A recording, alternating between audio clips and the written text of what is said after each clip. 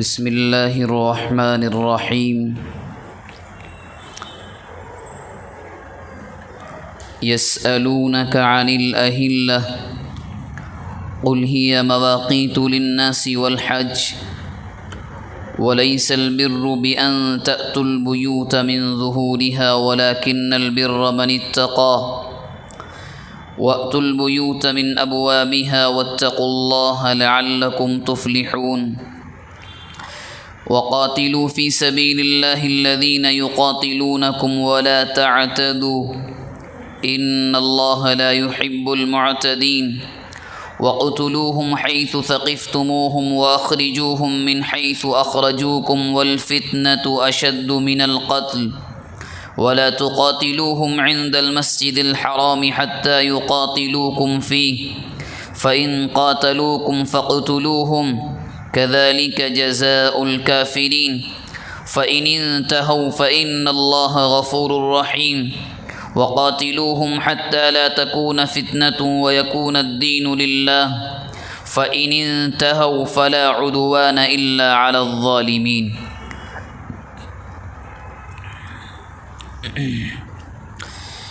یہ قرآن مجید کا دوسرا پارہ ہے اور سورہ بقرہ کی یہ 5 آیتیں ہیں۔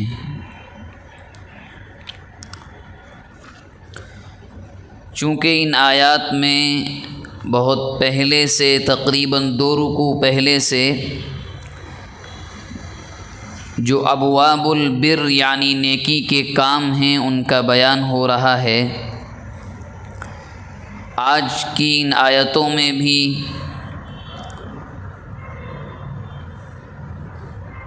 دو یا 3 احکامات اللہ تبارک و تعالی کی جانب سے بیان کیے گئے ہیں۔ اس میں پہلا مسئلہ ہے چاند کا، چاند کی تاریخ، کیوں اسلام نے چاند کی تاریخ کو اہمیت دی ہے اور ضروری قرار دیا ہے عبادات کے لیے اور معاملات کے لیے بھی پسند کیا ہے۔ اور دوسری چیز حج کے بہت تھوڑے سے مسائل ہیں اور ایک اہم مسئلہ آج کی آیات میں جہاد اور اس کے احکامات ہیں۔ اور ایک آیت ایسی بھی ہمارے سامنے ہے کہ جس آیت کو لے کر ہمیشہ ایک غلط پروپیگنڈا ایسا پھیلایا گیا ہے اور یہ مشہور کیا گیا ہے کہ اسلام یوں کہتا ہے کہ اللہ کو نہ ماننے والا جہاں بھی ملے اس کو قتل کر دو۔ اس کی کیا حقیقت ہے، یہ چیزیں انشاءاللہ ہمارے سامنے آئیں گی۔ یوں فرمایا یسألونک عن الأہلہ، یہ لوگ آپ سے چاند کے بارے میں سوال کرتے ہیں۔ ہلال کی جمع اہلہ ہے۔ ہلال اس چاند کو کہا جاتا ہے جب کسی بھی مہینے کے شروع میں بڑا باریک سا کھجور کی شاخ کی طرح بلکہ اس سے بھی زیادہ باریک سوئی کی طرح دکھائی دینا شروع ہوتا ہے۔ شروع کے 3 یا 4 دن کے چاند کو ہلال کہتے ہیں۔ تو صحابہ نے اللہ کے نبی سے پوچھا، اللہ کے نبی اس میں مصلحت کیا ہے جو اسلام نے اہمیت دی ہے؟ حضرت عبداللہ بن عباس رضی اللہ عنہما فرماتے ہیں کہ پچھلی امتوں میں جتنے انبیاء آئے ان کے جو ساتھی تھے انہوں نے اپنے نبی سے بڑے سوالات کیے، بہت پوچھا، کوئی احترام اپنے سوال کے پوچھنے میں وہ نہیں کرتے تھے۔ اس کے الٹ صحابہ اللہ کے نبی کی عظمت، آپ کے احترام اور ہیبت اور وقار کی وجہ سے بہت کم اللہ کے نبی سے پوچھتے تھے۔ کل 14 جگہیں قرآن میں ایسی ہیں جہاں اللہ نے صحابہ کے سوال کا ذکر کیا ہے۔ 7 یا 8 جگہیں تو سورہ بقرہ میں ہی ہیں جو آئندہ چل کر بھی آئیں گی۔ ابھی اس سے پہلے ایک جگہ آیا تھا وَإِذَا سَأَلَكَ، ایک سوال دوسرا آج آیا ہے کہ یہ آپ کے صحابہ محمد آپ سے پوچھتے ہیں کہ جو چاند دکھائی دیتا ہے اس کی حقیقت مصلحت کیا ہے؟ تو جواب دیا گیا آپ ان سے کہیے ہِیَ مواقیت للناس، میقات کی جمع مواقیت، وقت کو کہتے ہیں۔ ان الصلاۃ کانت علی المؤمنین کتابا موقوتا، وہیں سے بنا ہے کہ چاند جو دکھائی دیتا ہے یہ لوگوں کے لیے اس میں بڑی مصلحت ہے، یہ وقت کی چیز ہے، اور حج کے لیے۔ نمبر 1 لوگوں کے لیے کس اعتبار سے؟ رمضان کے مہینے لوگوں کے لیے اس اعتبار سے کہ وہ آپس کے معاملات اس کے ذریعے سے طے کر سکتے ہیں، چاند کی تاریخ کے ذریعے سے آسانیاں ہو جائیں گی۔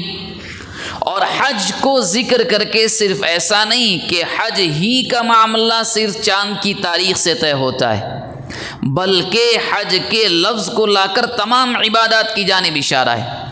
رمضان کا مہینہ شروع ہوتا ہے اس کا اعتبار قمری تاریخ سے، کب ختم ہوگا کب شروع ہوگا شب برات اسی سے، طلاق کا مسئلہ اس کی عدت کا مسئلہ اسی سے، حج کب شروع ہوگا کس دن حج ہوگا اسی سے۔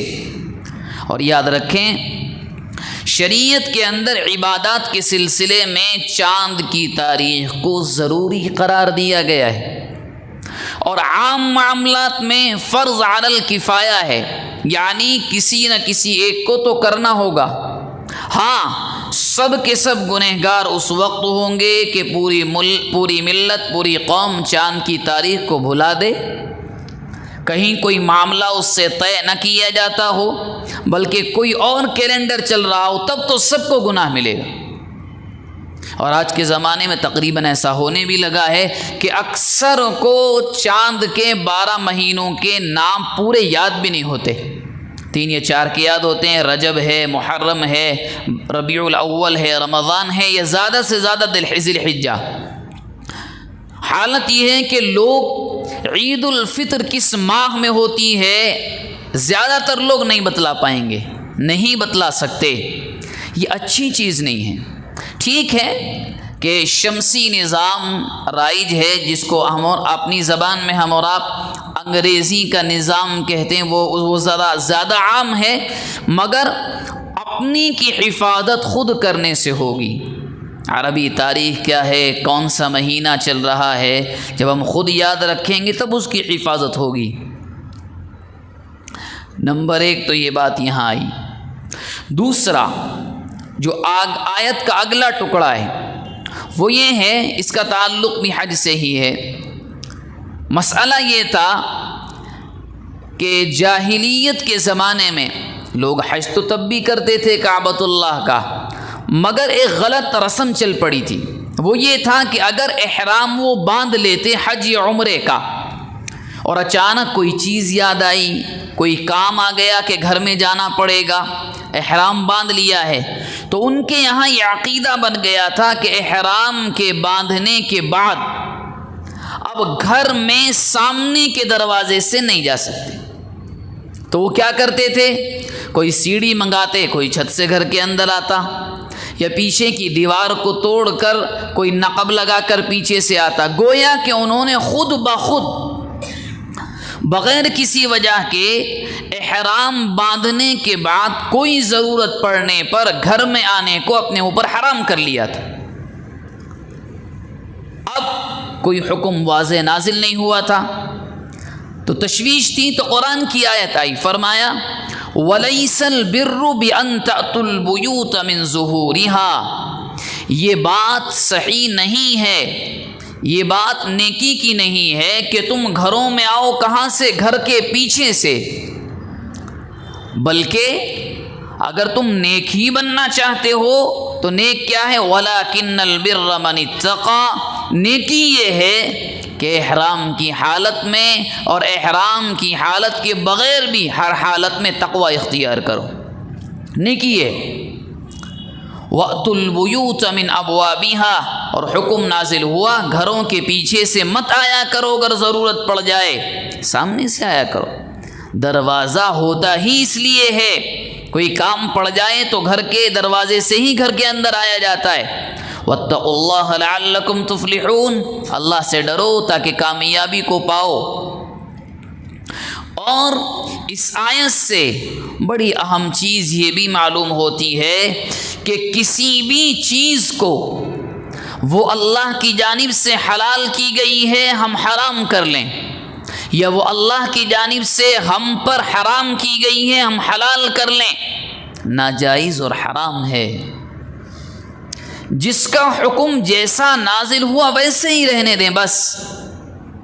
کسی کے کہنے کی بنیاد پر یا یہ بہانہ بنا لینا کہ ہمارے بڑے ایسا کرتے ہوئے آئے ہیں، حالانکہ شریعت یوں کہتی ہے کہ یہ چیز صحیح نہیں ہے تو وہ صحیح نہیں ہے۔ بڑے چاہے کچھ بھی کر کے چلے گئے ہوں یا کوئی بھی رواج چلا رہا ہو، اس سے کوئی فرق نہیں پڑتا۔ جس کو شریعت اسلامیہ نے یوں کہہ دیا یہ صحیح ہے تو وہ صحیح ہے، جس کے بارے میں یوں کہہ دیا گیا غلط ہے تو وہ غلط ہے، بس۔ نہ کچھ بڑھایا جا سکتا نہ گھٹایا جا سکتا۔ اسی کو تو قرآن نے کہا کہ یہ دین ہم نے مکمل کر دیا ہے، الیوم اکملت لکم دینکم۔ اللہ کے نبی نے جب آخری حج فرمایا تو آپ اونٹنی پر سوار تھے، یہ آیت اس موقع پر نازل ہوئی، فرمایا کہ آپ اعلان کر دیں اللہ نے آج یہ آیت اتاری ہے الیوم اکملت لکم دینکم، کہ آج دین اسلام مکمل ہو گیا، نہ کوئی حکم اس میں سے ختم کیا جائے گا نہ کوئی حکم اس کے اندر داخل کیا جائے گا۔ اس کے بعد جو اصل آیات ہیں جہاد کی وہ شروع ہو رہی ہیں۔ فرمایا وَقَاتِلُوا فِي سَبِيلِ اللَّهِ الَّذِينَ يُقَاتِلُونَكُمْ وَلَا تَعْتَدُوا إِنَّ اللَّهَ لَا يُحِبُّ الْمُعْتَدِينَ۔ ایمان والوں سے کہا گیا لڑو، جہاد کرو اللہ کے راستے میں، کس سے؟ ان لوگوں سے جو تم سے آ کر کے لڑیں۔ وَلَا تَعْتَدُوا، لیکن جہاد کرو حد سے نہیں گزرنا ہے۔ کیوں؟ بے شک اللہ حد سے گزرنے والوں کو پسند نہیں کرتا۔ دراصل ان آیات سے پہلے جو ان کا پس منظر ہے، جو شان نزول ہے، وہ سننا ضروری ہے۔ ہوا یوں تھا، سن 6 ہجری ذی قعد کا مہینہ ہے، اور ذی قعد کا مہینہ 4 محترم مہینوں میں سے ہے۔ 4 محترم مہینے ذی قعد، ذی الحج، محرم، رجب، یہ 4 مہینے قابل احترام ہیں۔ سن 6 ہجری ذی قعد کے مہینے میں اللہ کے نبی نے اپنے صحابہ کے ساتھ رخت سفر باندھا۔ آپ چلے مدینے سے عمرے کے ارادے سے، اور ابھی مکہ فتح نہیں ہوا تھا، کعبۃ اللہ بھی، شہر مکہ بھی مشرکین کے قبضے میں تھا، وہی وہاں کے حاکم تھے۔ آپ گئے تو آپ کو روک دیا گیا حدیبیہ کے مقام پر، اور مشرکین نے یہ کہا کہ ہم آپ کو مکے میں داخل ہونے نہیں دیں گے۔ بہت لمبی بات چیت چلی، صلح ہو گئی، صلح نامہ لکھا گیا جس میں یہ طے ہوا کہ آپ اگلے سال آئیں، 3 دن مکے میں قیام کریں گے، بغیر ہتھیار کے داخل ہوں گے، عمرہ کریں گے، واپس چلے جائیں گے۔ اب جب اگلا سال آیا، صحابہ اللہ کے نبی کے ساتھ چلے، تو صحابہ کے دل میں یہ سوال پیدا ہوا کیا ہوگا اگر ہم عمرہ کرنے لگیں اور اچانک مشرکین ہم پہ حملہ کر دیں؟ کیوں؟ وہ تو وعدہ توڑنے میں ماہر ہیں، عادی ہیں وعدہ توڑنے کے۔ وہ اچانک ہم پر حملہ کر دیں اور وعدہ توڑ دیا تو کیا ہوگا؟ ہم کیا کریں گے؟ اس کا جواب ان آیات میں اللہ کے نبی صلی اللہ علیہ وسلم کے ذریعے سے نازل کیا گیا اور صحابہ کو جواب دیا گیا۔ اس سے پہلے مکہ مکرمہ میں رہتے ہوئے جہاد کی اجازت نہیں تھی۔ بعض روایات میں آتا یہ پہلی وہ آیت ہے جس میں جہاد کی، لڑنے کی، اپنے دفاع کی، ڈیفنس کی اجازت دی گئی۔ اور لیکن جمہور علماء یوں فرماتے ہیں جو 17ویں پارے کی آیت ہے اذن للذین یقاتلون بانہم ظلموا، یہ وہ آیت ہے جس میں سب سے پہلے ایمان والوں کو اپنے دفاع کی اجازت دی گئی۔ فرمایا تم لڑو اللہ کے راستے میں، جہاد کرو ان لوگوں سے جو تم سے لڑیں۔ اور یہ حکم مطلب کیا ہے؟ مطلب یہ ہے جب تم مکے میں جاؤ لڑنا نہیں ہے۔ کب لڑنا ہے؟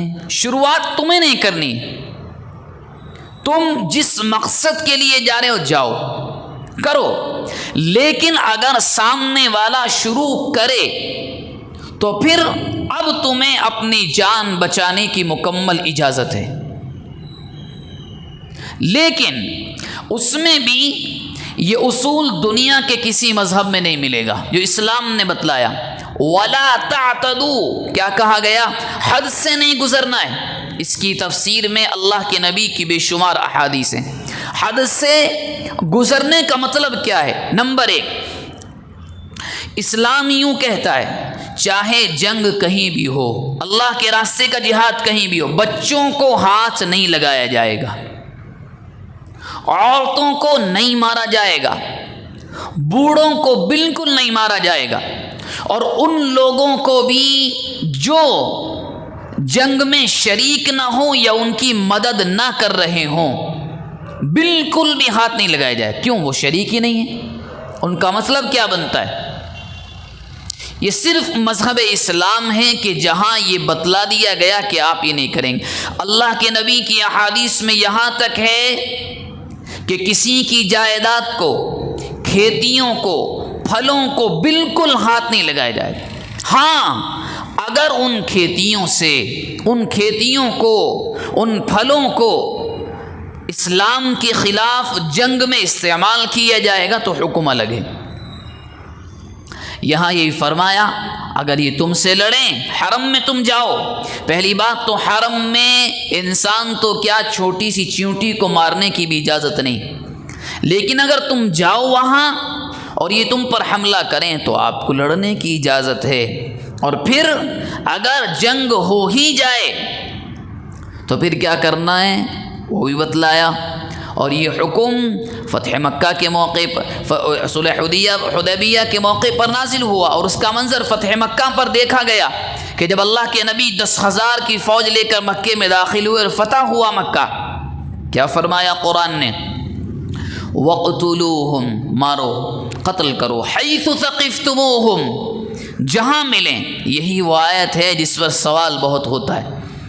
فرمایا وَاقْتُلُوهُمْ حَيْثُ ثَقِفْتُمُوهُمْ، جہاں ملے پکڑو مارو، وَأَخْرِجُوهُمْ مِنْ حَيْثُ أَخْرَجُوكُمْ، اور ان کو نکالو جنہوں نے تمہیں نکالا گھروں سے۔ فتح مکہ کے موقع کے لیے آیت نازل ہوئی وَالْفِتْنَةُ أَشَدُّ مِنَ الْقَتْلِ، اور کسی کو خود دین سے پھرنا یا کسی کو دین سے پھیرنا روکنا یہ قتل سے زیادہ خطرناک چیز ہے۔ دراصل فتح مکہ کے لیے حکم نازل ہوا تھا اور یوں کہا گیا تھا جو لڑے، جو ہتھیار اٹھائے، جہاں ملے وہاں قتل کرو۔ ہاں اگر ہتھیار نہیں اٹھایا ہے اور باز آ گئے ہیں اپنی چیزوں سے تو بالکل لڑنے کی ضرورت نہیں ہے، بالکل ہتھیار اٹھانے کی ضرورت نہیں۔ اگر کریں تو تم اس کا جواب یہ دو وَالْفِتْنَةُ أَشَدُّ مِنَ الْقَتْلِ، اور کوئی آدمی نہ تو خود اسلام میں ہے اور نہ دوسروں کو داخل ہونے دیتا ہے تو اللہ نے فرمایا یہ کسی کو قتل کرنے سے زیادہ بڑا گناہ ہے، کیونکہ وہ جب تک رہے گا یہی فتنہ چلے گا۔ اور مشرکین مکہ حرم میں، مکے میں یہی تو کرتے تھے، نہ تو خود آتے تھے، لوگوں کو کہتے تھے کیوں اسلام میں جا رہے ہو، یہ برائی ہے، فلاں برائی ہے۔ تو قرآن نے یوں کہا کہ یہ فتنہ بہت خطرناک ہے۔ اور اس کے بعد حکم نازل ہوا اگر مسئلہ حرم کا آ جائے، ابھی تک تو باہر کی بات تھی کہ اگر تم پہ ہاتھ اٹھائیں تو تمہیں ایسا کرنا ہے، اب تم حرم میں چلے گئے، وَلَا تُقَاتِلُوهُمْ عِنْدَ الْمَسْجِدِ الْحَرَامِ، مسجد حرام میں نہیں لڑنا ہے، جو کعبۃ اللہ ہے، جو حرم ہے اس میں نہیں لڑنا ہے۔ کب تک؟ حتی یقاتلوکم فی، جب تک وہ نہ لڑیں۔ شروعات حرم میں تمہیں نہیں کرنی ہے، وہ کر دیں تو تم کرو۔ فَإِن قَاتَلُوكُمْ، اگر وہ تم سے لڑیں، فَقُتُلُوهُمْ، مارو۔ كَذَلِكَ جَزَاءُ الْكَافِرِينَ، یہی ان کا بدلہ ہے۔ کیوں قرآن نے یوں کہا کہ ان کا؟ یہ اس لیے کہ تو حرم کا بھی خیال نہیں کر رہے ہیں، اس لیے ہم اجازت دے رہے ہیں کہ حرم میں اگر یہ تم سے لڑیں تو مارو، ورنہ اجازت نہیں ہے۔ ہاں اگر یہ تم پر چڑھ کر آ جائیں کہ مار دیں گے، صفحہ ہستی سے مٹا دیں گے، فَقْتُلُوهُمْ، جنگ کرو۔ یہی ان کا بدلہ، ان کے ساتھ ایسا ہی ہونا چاہیے۔ فَإِنِ انْتَهَوْا، اگر یہ لوگ توبہ کر لیں، اسلام میں داخل ہو جائیں، فَإِنَّ اللَّهَ غَفُورٌ رَحِيمٌ، اللہ معاف کرنے والا ہے۔ اب جو اشکال ہوتا ہے کہ اسلام یوں کہتا ہے کافروں کے بارے میں کہ جہاں ملو وہاں مارو، اگر کوئی انسان آیت کے دوسرے ٹکڑے پر غور کرے تو وہ سوال ہی نہیں اٹھتا۔ کیوں؟ قرآن نے یوں کہا فَإِن قَاتَلُوكُمْ، اگر ماریں تو مارنا ہے، ورنہ ضرورت ہی نہیں ہے لڑنے کی۔ اسلام تو اپنے دفاع کی اجازت دے رہا ہے اس اپنے ماننے والوں کو، اور انسان کو اپنے دفاع کا حق تو ہوتا ہے، چاہے وہ کسی بھی مذہب میں ہو، اپنے ڈیفینس کا، اپنے بچاؤ کا حق تو ہر ایک کو حاصل ہوتا ہے۔ اگر کوئی انسان کسی کو کوئی مارے اور وہ اپنا بچاؤ نہ کرے، نہیں آپ نے ایک مارا ہے دوسرا بھی ماریں، تو پھر تو دنیا اس اعتبار سے نہیں چلے گی، ظلم و ستم عام ہوگا۔ تو اس لیے کہا گیا اگر ایسی حالت آ جائے تو ایسا کرو۔ یہ اس وقت کا ہے جب صحیح میں، جو صحیح اللہ کے راستے میں جنگ ہوتی ہے، ہو رہا ہو۔ اور اس کے بعد فرمایا اگر یہ رک جائیں تو اللہ معاف کرنے والا، اسلام میں داخل ہو جائیں۔ وَقَاتِلُوهُمْ حَتَّى لَا تَكُونَ فِتْنَةٌ، ان سے جنگ کرو یہاں تک کہ کوئی فتنہ نہ رہے۔ وَيَكُونَ الدِّينُ لِلَّهِ، اور اللہ کا بول بالا ہو، اللہ کا قانون چلے۔ جنگ کب تک کرنی ہے؟ اگر یہ ہتھیار اٹھا لیں تو اس وقت تک نہیں رکنا ہے جب تک یہ فتنہ ختم نہ ہو جائے جڑ سے، کیونکہ اس فتنے کا باقی رہنا جہاد سے یہ قتل و قتال سے زیادہ خطرناک ہے۔ اس کو پہلے اکھاڑو، جب یہ دین کا بول بالا ہو جائے، حکومت اللہ کی ہو جائے۔ فَإِنِ انْتَهَوْا فَلَا عُدْوَانَ إِلَّا عَلَى الظَّالِمِينَ، اگر یہ رک جائیں کہ ٹھیک ہے اسلام میں داخل ہو گئے، اب کوئی مسئلہ نہیں ہے، مگر ہاں ظالم اگر نہیں رکتا ہے تو پھر اس کی سزا وہی ہے جو قرآن نے بیان کی ہے۔ اور ایسا ہی ہوا فتح مکہ کے موقع پر، اللہ کے نبی نے عام معافی کا اعلان کیا، جنہوں نے ہتھیار ڈال دیے۔ کچھ لوگ تھے چند لوگوں کو چھوڑ کر جنہوں نے ہتھیار نہیں ڈالے، تو ان کو حرم کے اندر قتل کر دیا گیا تھا۔ جو باتیں ان آیات کے ذریعے سے ہمارے سامنے آئیں، دعا فرمائیں اللہ تبارک و تعالی اخلاص نیت کے ساتھ عمل کرنے کی